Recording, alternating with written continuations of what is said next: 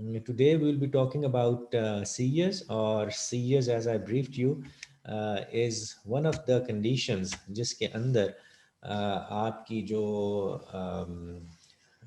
जो आपके क्रेनियम के अंदर होने वाली एक्टिविटी है वो somehow compromise होती है.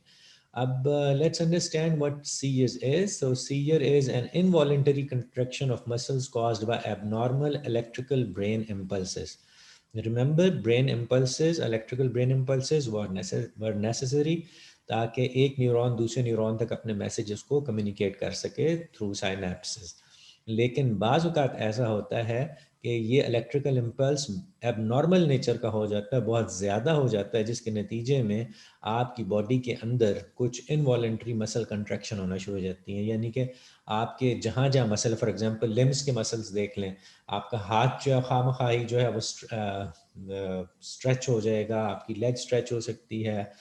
यानी कि your muscles actually respond to that abnormal electrical brain impulses जो कि कॉज हुई हैं आपके सीएनएस के अंदर. ये एपिसोडिक भी होते हैं और एब्रप्ट भी होती हैं. एपिसोडिक से मुराद के ये अपने कुछ इसके एपिसोड्स चलते हैं, दिन में 3 दफ़ा 4 दफ़ा 5 दफ़ा ऐसा भी हो सकता है, और ये अचानक से भी हो सकते हैं फॉर नो गिवन रीज़न. सो ज़रूर ये समझने की ज़रूरत है कि होता इसलिए है कि दे आर ट्रिगर्ड, इनको they start doing so because of a response to environmental condition. बाज़ औक़ात माहौल में कोई ऐसी चीज़ मौजूद होती है जिसकी वजह से आपके अंदर ये इलेक्ट्रिकल इम्पल्सेस जो हैं वो डेवलप होना शुरू हो जाते हैं एबनॉर्मल किस्म के. लाइक कुछ लोगों को किसी खास स्मेल से, किसी खास साइट से, अंधेरे से, रोशनी से, टेस्ट से, ये बहुत सारे जो आपके एनवायरनमेंट के अंदर सेंसेस के लिए जो स्टिमुलेंट्स पड़े हैं, उनसे आपकी जो स्टिमुलेशन इतनी ज़्यादा हो जाती है, और ये वेरी करेगा फ्रॉम पर्सन टू पर्सन, जिसके नतीजे में वो एबनॉर्मल इलेक्ट्रिकल ब्रेन इम्पल्सेस जो हैं वो क्रिएट होते हैं. Exact location of the electrical foci and the number of brain cells involved determines the nature of the seizure. अब सीजर जो कि हम आगे देखने वाले हैं, इसकी मुख्तलिफ टाइप्स हैं और इसकी नेचर्स हैं. तो ये जो मुख्तलिफ टाइप्स हैं, ये डिपेंड क्या करेंगी कि आपके ब्रेन का कौन सा एरिया है जहाँ पर के प्रॉब्लम हुई है. अब ब्रेन के उस पर्टिकुलर फोकाए, उस एरिया को, उस रीजन को अगर आप आइडेंटिफाई कर पाते हैं तो उसके नतीजे में you are able to determine कि किस किस्म का सीजर जो है वो आपको हो रहा है. Some seizures in children are acute not believe to recur. कुछ ऐसे सीजर्स हैं जो कि बच्चों में एक दफ़ा ही होते हैं, एक्यूट होते हैं, वक्ती तौर पर होते हैं, लेकिन उसके बाद वो दोबारा रीअकर नहीं होते. इनके बारे में भी हम जानेंगे. और अगर ये फिट्स या जो सीजर्स हैं ये बार बार होते हैं, बार बार होते हैं, तो इसको हम कहते हैं एपिलेप्सी. सो एपिलेप्सी एक ऐसी कंडीशन होगी जिसके अंदर रिकरेंस ऑफ सीजर्स जो है वो हुआ करती है, और दिस बिकम्स अ कंडीशन जिसको कि फिर आपको मेडिसिन के साथ जो है वो ट्रीट करना है. सो हुआ क्या, इस तमाम अगर स्टोरी को समझा जाए तो सीजर एक एबनॉर्मल इलेक्ट्रिकल इम्पल्स है जो कि ब्रेन के अंदर जनरेट होता है. उसके नतीजे में आपके जो मसल्स हैं वो मसल्स के अंदर जो है इनवॉलेंटरी कंट्रैक्शंस होना शुरू हो जाती हैं, आपके मसल्स खुद से मूव करना शुरू हो जाते हैं. और इसके अंदर यहाँ स्लाइड पे तो नहीं बताया गया, लेकिन बाज़ औक़ात कॉन्शियसनेस भी जो है वो आपकी कंप्रोमाइज़ हो जाती है. और वो consciousness temporary for very brief भी होती है, डिसरप्ट हो सकती है ब्रीफली भी, और थोड़ी देर के लिए भी हो सकती है, चंद मिनट्स तक भी इसका ड्यूरेशन जो है वो जा सकता है.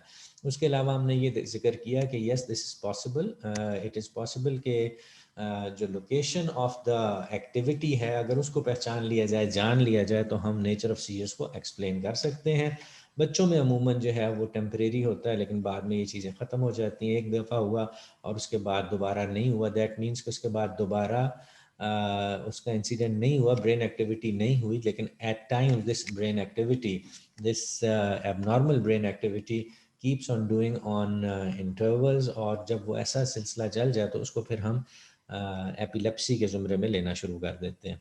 अब सीजर्स के बारे में ये जानते हैं कि there are two types of seizures. The first one is partial seizures and the number two is generalize seizures. तो जैसे कि पार्शियल, जैसा कि नाम से ज़ाहिर है कि वक्ती तौर पर है, और जनरलाइज्ड के अंदर पूरी बॉडी इन्वॉल्व है. पार्शियल के अंदर कोई एक ख़ास ब्रेन का एरिया है जो कि अफेक्ट हो रहा है. जनरलाइज्ड के अंदर ब्रेन की ज़्यादा जो एरिया है उसके अंदर प्रॉब्लम है। जो पार्शियल हैं उनके अंदर लॉस ऑफ कॉन्शियसनेस नहीं होती, जनरलाइज्ड के अंदर कॉन्शियसनेस कंप्रोमाइज़ हो सकती है। सो अगर हम इसको यूँ समझें कि जैसे अभी हमने पहले बताया था कि ब्रेन के रिस्पेक्टिव एरिया जो है वो डिटरमिन करता है कि इस सीजर को कैसे क्लासिफाई किया जाएगा। सो एक सिंपल सी क्लासिफिकेशन है पार्शियल और जनरलाइज। तो पार्शियल कौन से सीजर्स हो जाएंगे जिसके अंदर सिंपल और कॉम्प्लेक्स सीजर्स हैं, और इसके अंदर होता क्या है कि ब्रेन का कोई एक ख़ास एरिया जो है वो इन्वॉल्व है और उस अफेक्टेड एरिया से रिलेटेड कुछ उस बच्चे के अंदर जो है वो सिम्टम्स आपको नज़र आएंगे। कॉन्शियसनेस इसके अंदर आपकी कॉन्टैक्ट रहती है because the brain the respective partial area of the brain का एक मखसूस एरिया जो है वो उसके अंदर एक प्रॉब्लम हुई थी। लेकिन जनरलाइज्ड के अंदर क्या होता है कि जनरलाइज्ड के अंदर ये कॉम्प्लेक्स फॉर्म हासिल कर लेता है इस तरीके से कि अब एक जो ब्रेन की एबनॉर्मल एक्टिविटी है it is across the brain, और ब्रेन का कोई एक ख़ास एरिया नहीं है बल्कि बड़े एरिया के अंदर ये प्रॉब्लम हुई है। जैसे कि infantile spasm, febrile, absence, tonic clonic, ये कुछ टाइप्स हैं इसकी जिसके बारे में हम जो है अभी आगे चल के जिक्र करते हैं। पूरा ब्रेन इसके अंदर अफेक्टेड है, कॉन्शियसनेस भी जो है वो ख़राब हो जाती है यानी अनकॉन्शियस हो जाता है, और उसके अलावा मे हैव ऑरा या पोस्टिकल स्टेट। अब ऑरा से क्या मुराद है? ऑरा से मुराद ये है कि आपको पहले से पता चल जाता है, यू टेंड टू नो कि ऐसा होने वाला है, फिट पड़ने वाला है। इस किस्म की एक कंडीशन है जिसके अंदर आप उस चीज़ को आइडेंटिफाई कर सकते हैं कि yes there is something going to happen very soon. So ये कुछ सीरियस की मैंने आपके साथ टाइप्स का जिक्र किया। अब let us learn about aura itself. तो ऑरा क्या चीज़ है? ये एक ऐसी सेंसेशन है जो कि सीयर से पहले होती है, यानी सीयर या उस फिट होने से पहले ही the person tend to know कि something is going to happen, कोई एक्टिविटी होने वाली है मेरे ब्रेन के अंदर, मैं अभी कुछ हो जाएगा, अभी मैं मेरे ब्रेन के अंदर जो है वो फिट जो है वो मेरा फिट जो है वो पड़ने वाला है मुझे। It often manifests as the perception of a strange light, an unpleasant smell, or confusing thoughts of our experiences. और इस तरीके इसमें एक इंसान जो फील करना शुरू कर देता है, उसको कुछ रोशनी का ख्याल आता है, कुछ स्मेल का, कुछ जैसे बताया था ना कि एनवायरमेंटल स्टिमुलस होगा, तो बाज़ औक़ात ये चीज़ें उसको ट्रिगर भी कर देती हैं और इस दौरान इंसान जो है वो सेंस कर लेता है। बेसिकली वो ही टेंड्स टू आइडेंटिफाई कि अब मुझे फिट जो है वो पड़ने वाला है। तो ऑरा की एक स्टेज जो है बहुत इंपॉर्टेंट स्टेज है जिसके अंदर जब ये एग्जिबिट हो जाता है और पेशेंट को पता चल जाता है कि ये काम होने वाला है, मुझे फिट पड़ने वाला है, जिसके नतीजे में हो सकता है मैं कॉन्शियसनेस अपनी लूज कर दूं। सो ये कितनी वाइटल इंफॉर्मेशन नेचर आपको दे रही है कि आप उस गिवन टाइम के अंदर पेशेंट को एट ईज कर सकते हैं, उसको लिटा सकते हैं, उसको सेफ प्लेसमेंट कर सकते हैं ताकि वो गिरे नहीं अगर उसका अनकॉन्शियस हो जाए। सो ऑरा की एक स्टेज है जिसके अंदर पेशेंट को खुद से पता लगना शुरू हो जाता है कि I am going to suffer और I am going to face a fit very soon. दूसरा है postictal, alter state of consciousness that a person enters after the seizure, last between 5 to 30 minutes. Postictal से क्या मुराद है? पॉस्टिकल से ये मुराद है कि एक शख्स जिसको कि अभी फिट पड़ा था, फिट के बाद जब वो होश में आया, उसको एक सीयर अटैक हुआ और सीयर अटैक के बाद जब वो कॉन्शियस हुआ, तो वो जो उसकी कॉन्शियसनेस की स्टेट है, वो भी कॉन्शियसनेस प्रॉपर नहीं होती, बल्कि इस दौरान 5 से लेकर 30 मिनट के दौरान अभी वो फुली कॉन्शियस नहीं होता, अभी वो रिकवरी फेज में होता है। आंखें तो खुल गई हैं, वो उठ के बैठ भी गया, लेकिन he still is in a state जिसको कि आप कॉन्शियसनेस को फुल कॉन्शियसनेस नहीं कह सकते। इस दौरान ये होता है कि इसके साथ साथ इंसान को कुछ याद भी नहीं रहता कि क्या हुआ था मुझे, उसको समझ नहीं आता, वो भूलना शुरू हो जाता है कि व्हाट हैपन जस्ट, मुझे क्या हुआ था। हो सकता है वो उठ के सवाल करे कि मुझे क्या हुआ था, ये कब हुआ, कितनी देर हुआ, उसको शायद ये चीज़ें याद नहीं रहेंगी। तो अब याद रखिए कि सीएस के केस में ऑरा की भी एक स्टेज हो सकती है और पॉस्टिकल स्टेज भी हो सकती है, जो कि हर सीयर के अंदर नहीं है। ये अभी हम आगे अंडरस्टैंड करने की कोशिश करेंगे कब होती है और कब नहीं होती। बहरहाल ये दो बड़ी की इंफॉर्मेशन है जो कि आपको पता होनी चाहिए कि ऑरा की स्टेज जिसमें पहले से पता चल जाता है कुछ होने वाला है, और पॉस्टिकल स्टेज की स्टेज वो जो फिट था वो ख़त्म भी हो गया, उसके बावजूद you are instance of fix जिसके अंदर आपको समझ नहीं आ रही कि क्या हुआ था। आपको आंखें तो खोल ली, आप इधर उधर देख भी रहे हैं, लेकिन you are not fully aware, और आपको शायद इस चीज़ का अंदाज़ा ही नहीं होगा कि आपको क्या फिट पड़ा था, कैसे गिरे आप और किस तरीके से। So let's talk about partial seizure. अभी आपको बताया ना पार्शियल सीजर और कॉम्प्लेक्स सीजर। पार्शियल सीजर्स क्या है, पार्शियल सीजर्स क्या है? तो अब पार्शियल सीजर्स को अगर देखा जाए तो ये एक छोटा फिट है जो कि तकरीबन 30 सेकंड या इसके लगभग कुछ रहा करता है। No consciousness, no loss of consciousness और पोस्टिकल स्टेट। और इसके अंदर ये तीनों चीज़ें नहीं होती, यानी कि ना तो इसमें कंडीशन में ऑरा होता है, ना पोस्टिकल स्टेट होती है, बल्कि वेरी ब्रीफ, बहुत ही छोटा सा एक ब्रीफ इवेंट था जो कि 30 सेकंड या उससे कम रहता है। और इसके अंदर होता ये है कि एक शख्स और very limited period of time वो एक अनकॉन्शियस स्टेट में चला जाता है। अनकॉन्शियस से मुराद बेहोश होना नहीं है, अनकॉन्शियस से मुराद ये है कि वो आंखें तो खुली हैं, वो देख भी रहा है आपको, लेकिन ही टेंड्स टू बिहेव कि उसको कुछ समझ नहीं आ रहा है, उसका जो अलर्टनेस है वो कंप्रोमाइज हो जाती है। जागते हुए भी उसकी अलर्टनेस जो है वो कंप्रोमाइज हो जाती है और वो किसी एक अपनी ही सोच के अंदर आपको गुम महसूस नजर आता है। And this happens for a very brief time. तो इसलिए बाज़ औक़ात ये चीज़ें अननोटिस भी चली जाती हैं। और इसके अंदर आपको देखा कि कॉन्शियसनेस ख़राब नहीं हुई, ऑरा ख़राब नहीं हुआ, और पोस्टिकल स्टेट जो है वो इसके अंदर ज़ाहिर नहीं हुई, और 30 सेकंड के बाद द पर्सन इज़ वंडरफुल और उसकी मेमोरी लॉस भी नहीं हुआ। लेकिन सीयर एक्टिविटी जो है याद रखिएगा is either abnormal motor activity और एबनॉर्मल सेंसरी एक्टिविटी। ये दोनों सूरतों में हो सकती है। फॉर एग्जांपल मोटर एक्टिविटी के अंदर क्या होता है कि अभी हमने जिक्र किया था कि आपकी आपके जो मसल्स हैं वो कॉन्ट्रैक्ट करना शुरू कर देते हैं, और वन एक्सट्रीमिटी और पार्ट ऑफ एक्सट्रीमिटी, आपके पूरे जो हाथ और पाँव के मसल्स हैं या तो वो फुली जो है वो अफेक्ट होते हैं और मूव करते हैं, उनके अंदर अनकंट्रोल मूवमेंट्स आती हैं, या उसका कोई एरिया जो है वो मूवमेंट करता है। एबनॉर्मल सेंसरी एक्टिविटी के अंदर क्या होता है कि नमनेस हो सकती है, टिंगलिंग हो सकती है, पेरिस्थेसिया और पेन हो सकता है स्टार्टिंग इन वन एरिया। तो आपको एक एरिया के अंदर नमनेस महसूस होना शुरू हो जाती है, जैसे हमारे हाथ और पाँव जो है वो सुन्न होना शुरू हो सकते हैं। सो ये भी एक sensory, now since it is link to touch, तो ये सेंसरी एक्टिविटी हो जाएगी, जो हमें इसको भी आप इसी डेफिनेशन में, सीजर की डेफिनेशन में लेंगे। और may include abnormal auditory, olfactory and visual sensation. और ये भी हो सकता है कि आपको कोई अजीब सी चीज़ सुनाई दे, या किसी चीज़ की स्मेल आए, या आपको कुछ रोशनी नज़र आए, अंधेरा नज़र आए, व्हाटएवर। तो अब हमने ये देखा कि सीयर एक्टिविटी दोनों तरीके से हो सकती है। मोटर एक्टिविटी भी उसकी अब नॉर्मल हो सकती है, और उसकी सेंसरी एक्टिविटी भी कंप्रोमाइज हो सकती है। तो सिंपल पार्शियल सीजर्स ऐसे सीजर्स हैं which are short in duration, इसके अंदर एलओसी नहीं होता, लॉस ऑफ कॉन्शियसनेस नहीं है, ऑरा नहीं है, एपिस्टिकल स्टेट नहीं है। और ये दोनों चीज़ें हो सकती हैं कि कोई आपकी जो एक्सट्रीमिटी है उसके अंदर कोई एक पार्ट या वो सारे का सारा जो अनकंट्रोल मूवमेंट उसके अंदर जाहिर हो। So after this we talk about complex partial seizures। और complex partial seizures क्या हैं? ये थोड़े से लंबे हैं ड्यूरेशन में, 30 सेकंड से 5 मिनट तक इनकी ड्यूरेशन हो सकती है।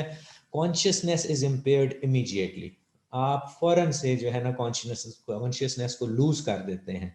मे हैव स्लाइट ऑरा, इन लोगों के अंदर, ऐसे केसेस के अंदर आपको ऑरा की टेंडेंसीज नजर आ सकती हैं। सीयर एक्टिविटी के अंदर होता क्या है कि सडन चेंज इन पोस्चर, आपका पोस्चर बदलता है। मोटर एक्टिविटी, आपके लिम्स जो है वो मूव करना शुरू कर देते हैं, ट्विच करना शुरू कर देते हैं। टोन उनकी खत्म हो जाती है, फ्लैसिड हो सकते हैं, टिंगलिंग हो सकती है, या नमनेस हो सकती है। यानी कि वो सारे फीचर्स जो हैं इसके अंदर हमें नजर आएंगे जो हमने पीछे डिस्कस किए। उसके अलावा automatism, lip smacking, chewing and sucking. Automatism ऐसे बिहेवियर जो खुद से ऑटोमेटिकली अंदाज में चलना शुरू हो जाए। फॉर एग्जाम्पल लिप्स को वो स्मैक करना शुरू कर देगा, बिल्कुल इसी तरीके से च्यूइंग की मूवमेंट उसकी स्टार्ट हो जाएगी, सकलिंग की मूवमेंट जो उसके अंदर स्टार्ट हो जाएगी। Now what is this, is an automatic activity, उसके कंट्रोल में नहीं है। ये सारा कुछ इसलिए हो रहा है क्योंकि there is some atypical electrical impulse going on in the brain. और सरकम ओरल पॉलर, इससे मुराद ये है कि आपके फेस का कुछ रीजन जो है वो आपको बेरंग सा महसूस होगा, यानी कि उसकी टोन जो है, उसका कलर जो है, कलर जो है वो चेंज हो जाएगा। यानी कि हो सकता है कि लिप्स के इर्द गिर्द वाला जो रीजन है आपको बिल्कुल कलरलेस नजर आना शुरू हो जाए। तो ये भी एक एक्टिविटी है ब्रेन की जो कि जिसके पेश नज़र ये सारा कुछ हो रहा है। और इस तमाम के बाद उसके अंदर जो है वो ड्राउजीनेस आ जाएगी, और जब ये सारा काम हो जाएगा तो बड़ा, जब उठेगा तो वो बड़ा ड्राउजी होगा, थका हुआ होगा। वगैरह वगैरह। अब दोनों के अंदर फ़र्क क्या हो गया पार्शियल रिस्क के अंदर? उसके अंदर कोई ख़ास एक लिम इन्वॉल्व था और लिम के एक्सट्रीमिटीज़ जो थी वो इन्वॉल्व थी, लेकिन उसकी ड्यूरेशन कम थी। यहाँ पर ड्यूरेशन, न सिर्फ ड्यूरेशन बढ़ गई है बल्कि उसके साथ लॉस ऑफ कॉन्शियसनेस भी हो रही है। और इसके अंदर ऑरा भी है जो कि पिछले सिंपल सीरीज के अंदर हमें नज़र नहीं आया। उसके अलावा इसकी एक्टिविटी के दौरान आप देख रहे हैं कि कुछ ज़्यादा मूवमेंट्स हैं और कुछ ज़्यादा उसके बिहेवियर्स हैं, ऑटोमेटिज्म और सरकमओरल पावर, ये चीज़ें आपको यहाँ पर नज़र आ रही हैं, वहाँ पर नज़र नहीं आई। अब ये सारे का सारा समझना इसलिए ज़रूरी है because somehow the brain, the atypical brain electrical impulses वो इतने सवियर हो गए कि उन्होंने इन्वॉल्व कर लिया आपके लिम्स को, और न सिर्फ लिए कि वो लिम्स की एक्सट्रीमिटीज़ के साथ साथ आपकी एक्सट्रीमिटीज़ के साथ साथ आपको हो सकता है सर्कमओरल पॉरल, आपके फेस को, आपकी ये जो हैं आपके जो स्मैकिंग, च्यूइंग, सकिंग बिहेवियर्स हैं वो ऑटोमेटिक अंदाज में खुद से ही वो होना शुरू हो जाते हैं। सो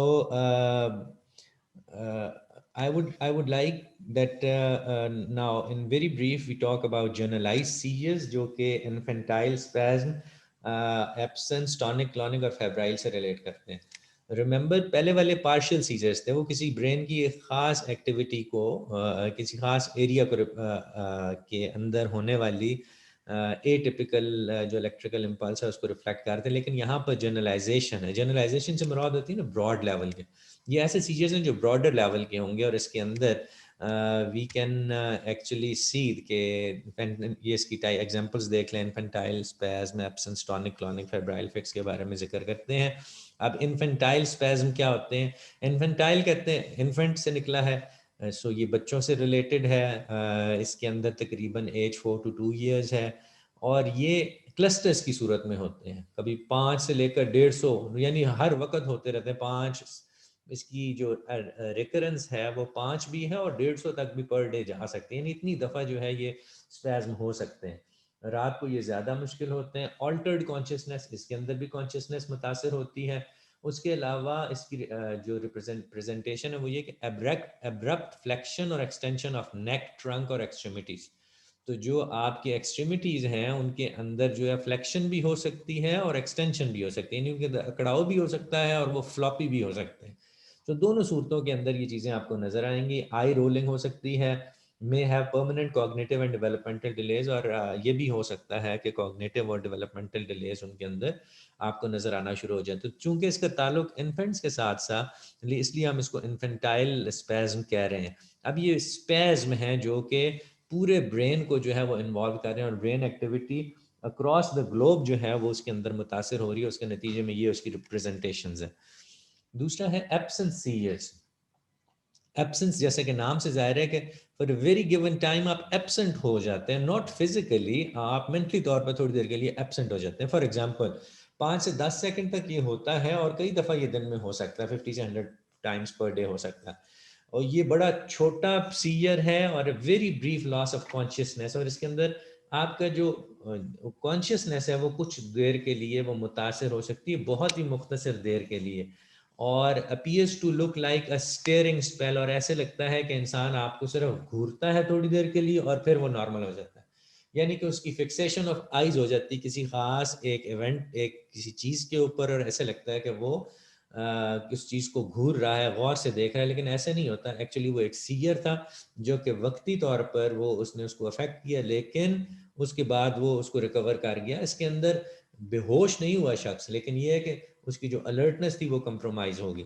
रिदमिक ब्लिंकिंग और ट्विचिंग ऑफ माउथ, और ये भी हो सकता है कि इस घूरने के दौरान उसके माउथ के अंदर ट्विचिंग हो रही हो या ब्लिंकिंग जो है वो उसकी कॉन्टिन्यूसली रिदमिक होना शुरू हो जाए। मिस्टेकन फॉर डे ड्रीमिंग और बिहेवियर प्रॉब्लम्स, ऐसे लोगों को कहते हैं कि ये इसके बारे में एक मिसकंसेप्शन है जो कि डे ड्रीमिंग से रिलेटेड है। लर्निंग में डेफिनेटली अफेक्ट करेगा। जाहिर है अगर क्लास के अंदर ये 3 4 5 दफ़ा हुआ, चाहे 10 10 सेकंड के अंदर हुआ, तो आपने की इन्फॉर्मेशन तो मिस कर दी, लिहाजा लर्निंग पे इसका अफेक्ट हो सकता है। 1/3 of the children will grow out of them by adolescent, बच्चों के अंदर ये चीज़ें ऑटोमेटिकली ख़त्म हो जाती हैं 1/3 के अंदर, लेकिन of course treatment can be the choice.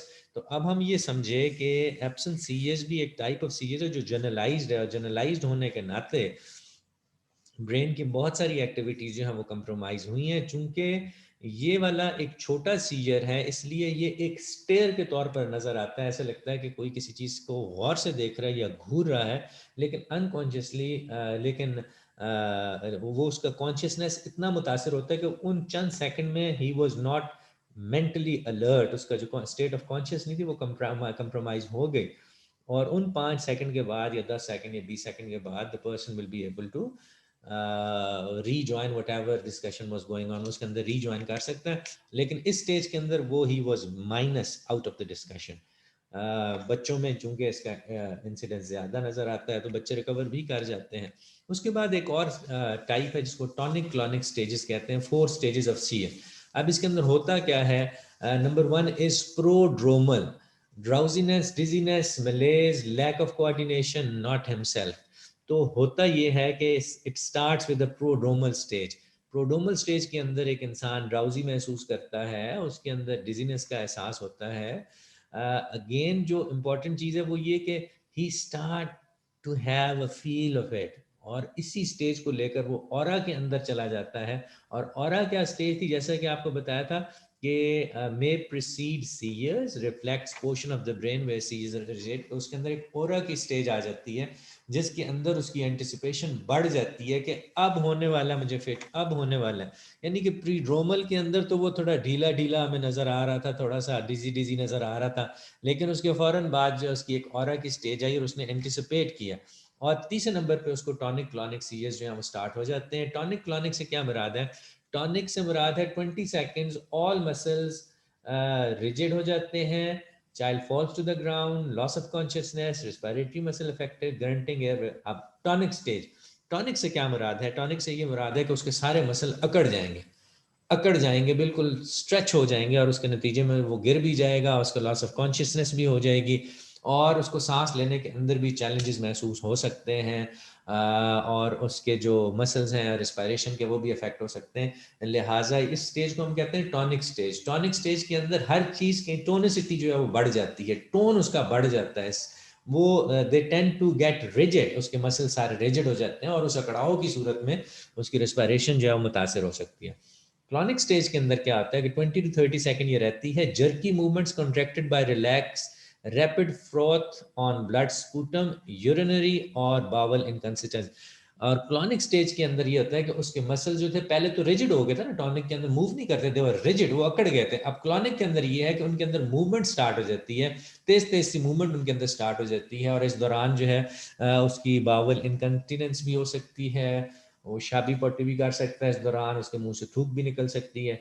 ये सारी चीज़ें जो है क्लॉनिक स्टेज के अंदर होती है। तो एक टॉनिक होगी जिसमें वो अकड़ा, उसके बाद क्लॉनिक हुई, क्लॉनिक के अंदर उसने मूव करना शुरू कर दिया। इस दौरान जो है उसकी बॉडी के जो बिहेवियर्स हैं वो आउट ऑफ कंट्रोल है। पोस्टिकल स्टेज के अंदर जब ये सारा काम हो जाता है और वो कॉन्शियसनेस हो जाता है, appears to relax, semi conscious, sound sleep for others and no recollection of the event। Postictal stage के अंदर ये होता है कि अब बच्चा जो है वो नज़र यही आता है कि रिलैक्स है, थोड़ा थोड़ा सा कॉन्शियसनेस है, और उसके बाद वो सो जाएगा, और जब सो के उठेगा तो शायद उसको रिकलेक्शन भी नहीं होगी कि क्या इवेंट क्या हुआ था। लिहाजा इन 4 स्टेजेस को अगर आप गौर से देखते हैं तो यू विल रियलाइज कि ये बड़ा एक सिस्टमेटिक अंदाज है जिसके दौरान एक फिट जो है वो 4 मुख्तलिफ स्टेजेस से गुजरता है। तो we need to identify it in the stage while it was in prodromal या ऑरा स्टेज में था, क्योंकि इसके बाद जब ये दोनों स्टेजेस गुजर जाती हैं तो तीसरी स्टेज के अंदर आपने देखा he will fall to the ground when you know कि वो बेहोश हो सकता है, गिर सकता है, तो आप उसकी थर्ड स्टेज से पहले ही कम से कम रेडी हो जाएं, उसको सपोर्ट करने के लिए तैयार हो जाएं, ताकि उसको कोई हेड इंजरी या कोई गिरने से नुकसान जो है वो ना पहुंचे। पोस्टिकल स्टेज के अंदर जब वो अभी फुली कॉन्शियस नहीं है, सो यू मेक श्योर के, और आपको पता है कि उसने शादी भी कर दी है, तो बजाय ये कि you think and talk to him, the best way is to acknowledge और उसको अप्रिशिएट करें, यस यू आर अवेक, और इन चीज़ों का जिक्र ना करें जिससे कि उसकी एम्बेरसमेंट में कोई एडअप हो सके।